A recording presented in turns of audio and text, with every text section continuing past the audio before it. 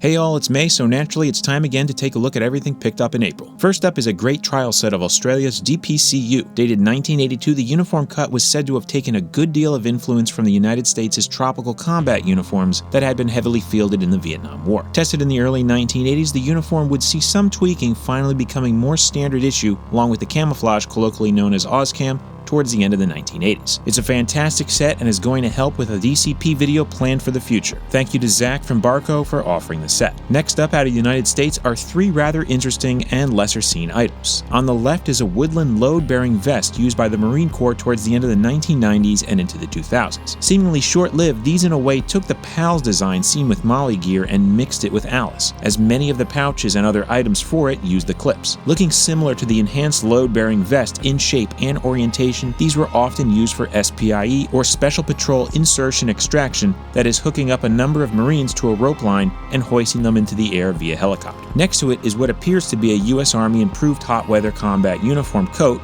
but is actually the experimental model that came before it, the Jungle Army Combat Uniform Coat. Made in a number of different fabrics which were labeled M1, M2, and so on, most were made in the OEFCP camouflage, but it appears that two were seen in OCP, with this one being one such example. Finally, at the right is the second half of the Circuit Hot Weather uniform, which within the last few years had been used by certain Army OPFOR units. Back in February, the top was sourced, so getting the trousers to complete it so soon was lucky. Moving to Asia are two, though technically three camouflage patterned uniforms. The left sees a rendition of the US 6-colored chocolate chip desert used for a time by Yemen. Looking at it, you can see the overall size of it has been scaled up, the colors darkened, and the shapes being slightly different. On the other side is another 6-colored desert, but done closer to the US equivalent, even down to the uniform cut, minus the shoulder tabs. This was a limited use copy fielded by Chinese troops, primarily UN peacekeepers, in regions of the Middle East as well as Africa, primarily throughout the 1990s. Finally, in the middle is the current pattern of the Philippines Navy, which appears to be a modified and color-shifted version of the Army's pattern, which itself was a copy of CamoPack. Being the second variant picked up, this just leaves the Air Force and Coast Guard versions to track down. Shifting gears here now to the world of movies are two sets of urban woodland, or according to the tag of the M65 field jacket,